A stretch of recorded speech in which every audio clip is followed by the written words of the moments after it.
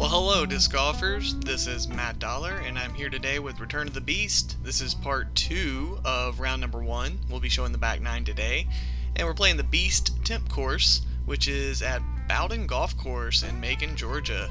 And this Temp course is par 72 over 10,000 feet.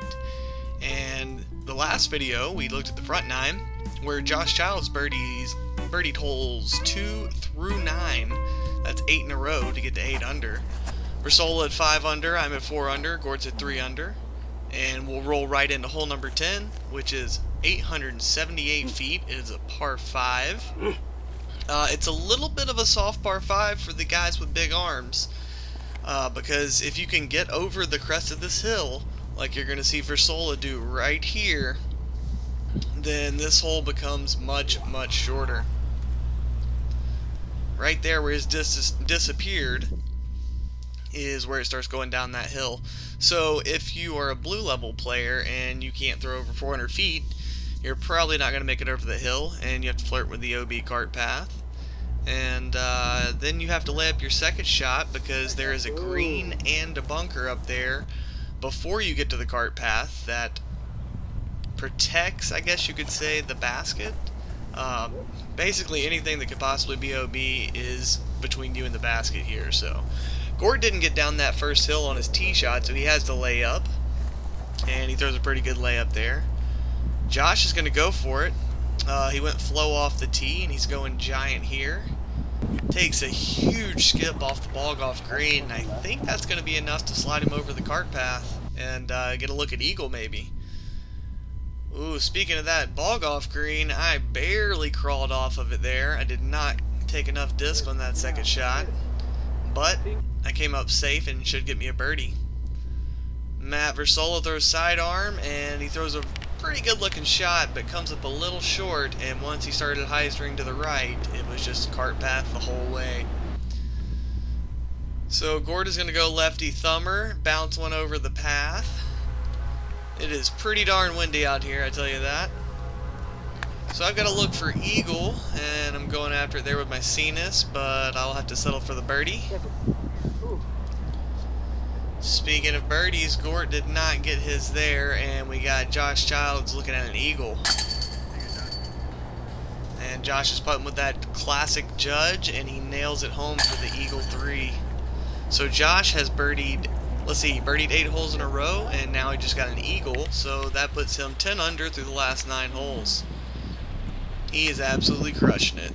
So hole 11 here, 560 feet, par 4. This is a pretty tough hole from the pro pad. It is really tough. It's hard to get it in bounds. The video is a little deceiving because you can't tell how far away from the water you are off the tee here. And your disc has to be going to the right as it finishes. It's the only way you can get it in bounds. Man, Matty Versola hammered that shot, but it was just too nose up when it came out. It tried to get back in, but he's going to come up a little bit short, and that's going to sit into the drop zone, which is still over 400 feet from the pin. I went with the sheriff there and got mighty lucky. Pretty terrible shot. Come on. The one thing about this hole, the cart path is actually not inbound, or not out of bounds, so you can dump over to the right here between the lake and the fence area if you really, really need to. I didn't really see anybody try, but I kind of got lucky because of that area. So Matt Versola just throws an excellent shot from the drop zone. That's going to be able to get him up and down for 4. Beautiful par if you're going to go be off the tee. And Gort, man, he threw that one good. You could tell how far this is just by how long Gort's shot was in the air. So my lucky shot is going to get me in range to be able to throw the Cenis, and I slide it up there to about 25 feet. Josh not very happy with his upshot there. He leaves it just a little bit right.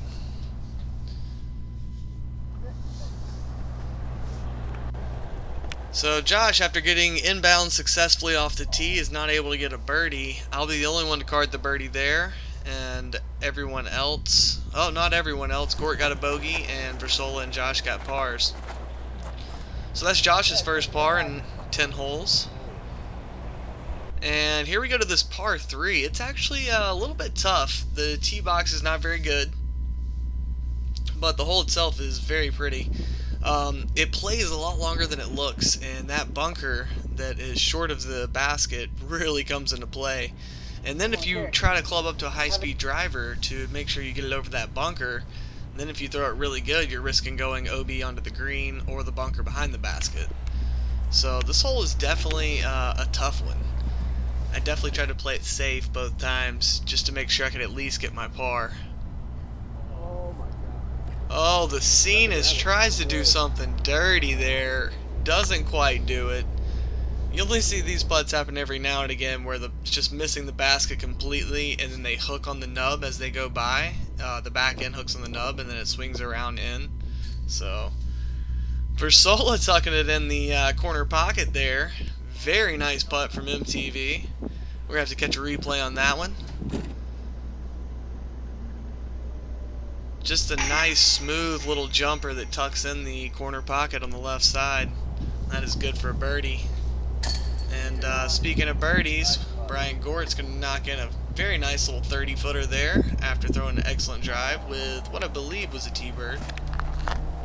So we move on to hole 13. It's a 600-foot par 4, and this hole is hard. I'm not sure if it came in as the #1 handicap hole in the course or if it ended up being number 2. Hole 17 is also a beast. We'll be there very shortly. But this hole, you got the cart path out of bounds, those bunkers out of bounds. The green is out of bounds once you get up there. But let me tell you, I mean, it's really hard to get to that green. That shot right there I just threw with the defender is about as good as I'm getting up there. I've never actually thrown it on the green from here. Of course, I've only thrown it a few times, but anything that comes up short of the cart path here on the right or left in those woods, it's really not so much woods as it is briars, so absolute death if you're in there. Also on video you can't quite tell how uphill this hole is. It is extremely uphill.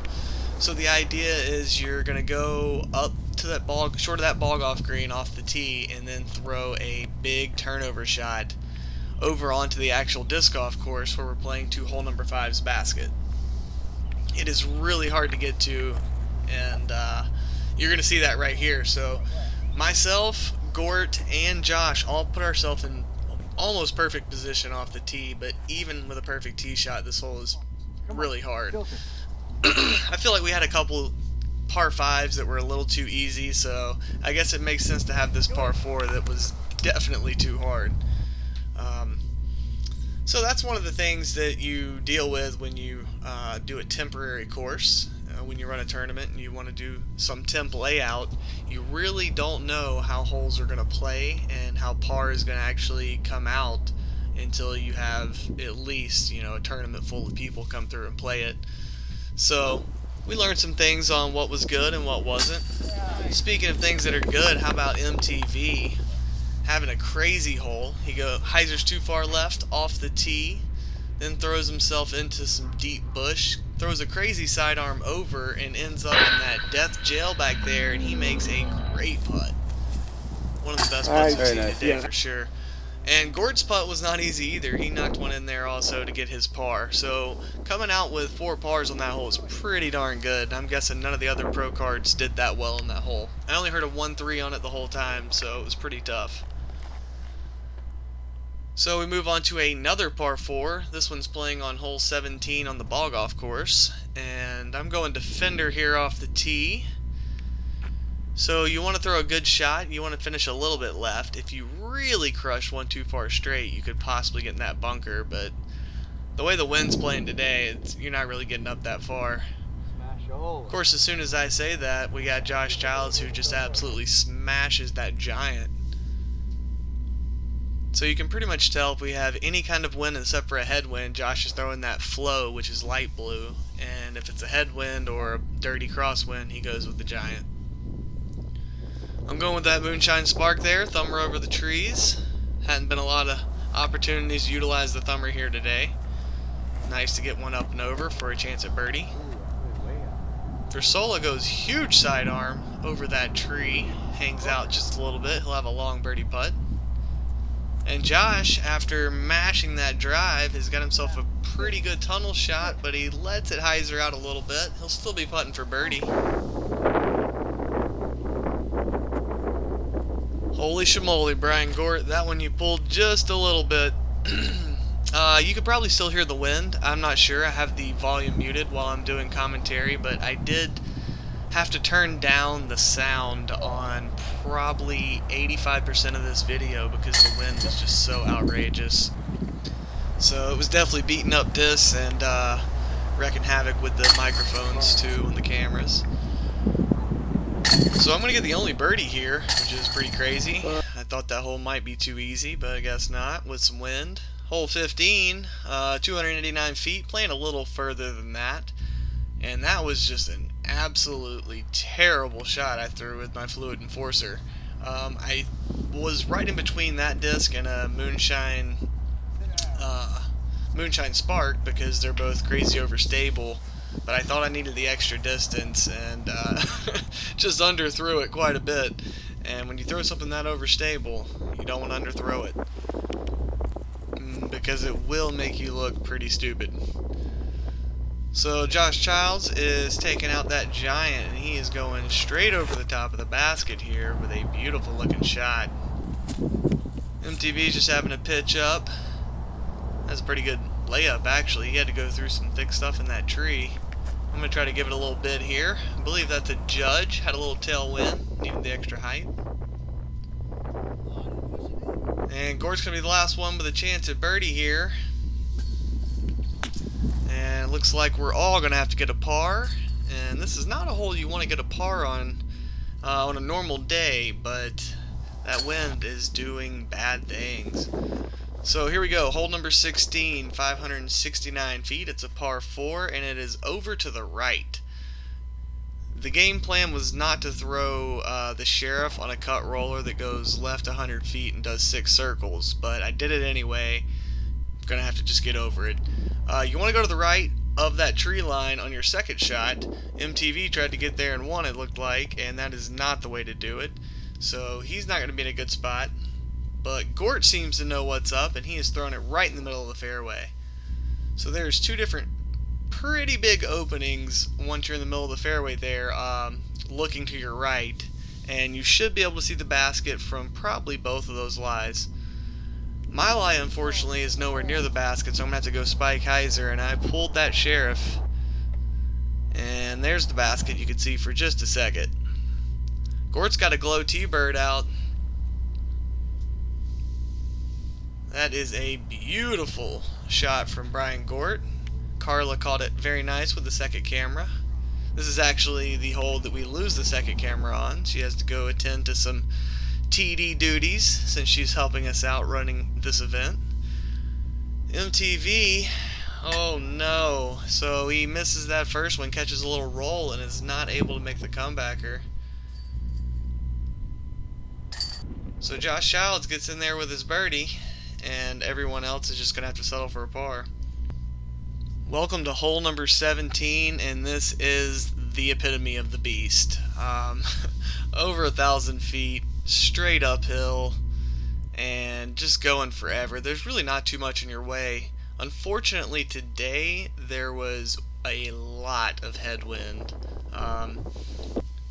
Had this hole been flat, the headwind wouldn't have been that big of a deal. But being uphill, every time you throw your disc up, as soon as it starts to come out, the wind just pushes it backwards. So it is a very tough situation to play these long uphill holes into a headwind, especially on a ball golf course where if you do happen to turn your disc over too much, you could hit the ground and roll 500 feet in the wrong direction. So Versola turned his over a little too much off the tee, but he absolutely smashes that one. Lose it there a little bit with the camera, but man, it was an absolute crush. Josh just picks up that blue giant and goes right back to it. Now he threw that shot pretty good. It probably went about 380 and then came back about 40 feet once it got up in that headwind and nose up. Gort throws a pretty good shot here. That wind never really lets it come out. I was quick firing I remember this. I quick fired several times in the last few holes. I was getting frustrated with the wind. So I had to put in a little bit of slow motion there because Will barely caught my action, and I turned it over pretty bad. Actually found the only super hard tree to get out of on the hole. Meanwhile, Versola throws another smash. So that's 2 big shots from Versola on this hole. He might have himself a birdie look. Oh my goodness. And Josh should also have himself a birdie look. Gort is throwing a very nice looking shot here and gets an excellent skip there. Give him a chance at par. Par is a great score on this hole right now. This is basically playing like a par 6. I looked through the scorecards at lunch and it was unreal. I believe there was only 2 birdies on the hole the entire day.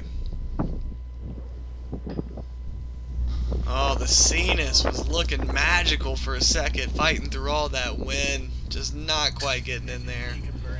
But Josh Childs is getting in there, and it is for the birdie on hole 17. I can't remember if he was the only person to birdie it during this round from that tee, or if there was one other, but it was a pretty special birdie.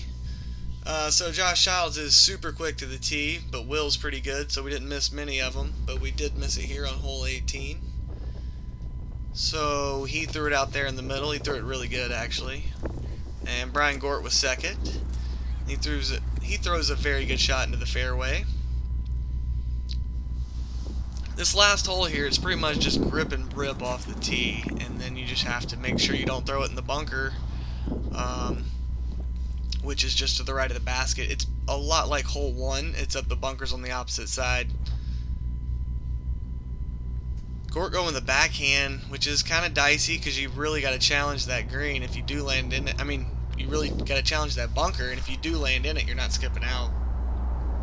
I'm going to opt with the forehand to try and stay away from the bunker. Came up a little bit short. Going to leave about 30 or 35 feet there for the birdie. Josh Childs is going forehand. That was better. Get in. Oh! That was a beautiful shot from Josh. Golden. Wow, there. This sidearm is so smooth. I wanted to give you a little slow-mo look at it. Has a beautiful little X step, drags the back foot, and just whips it perfectly. I mean, that is an inch from going in the basket at most. Wonderful shot from Josh. That would have been a killer way to finish out this round with an eagle. But a drop-in birdie is not too bad either. Josh had a really hot round, minus that one little stretch in the middle where he got probably 5 or 6 pars in a row. I guess about 5 pars in a row. So I sneak the Sports Center Cenis in on the left side there, that corner pocket shot to get out of there with a birdie. Shoot 7 down. And that's in good company because my buddy Matt Versola makes his birdie putt. He will also shoot 7 down. We will be tied for 3rd going into round 2, so we will both be on the lead card with Josh Childs, our leader. Oh, Bryan Gort not quite able to put this last one away. Lifts just a little in the wind, and he'll shoot 3 down for the round. And he'll be in 10th place after round 1. Josh Childs is sliding in here with a 1040 round, 13 under. Got robbed on that one, should have been a little better, but great shooting, Josh.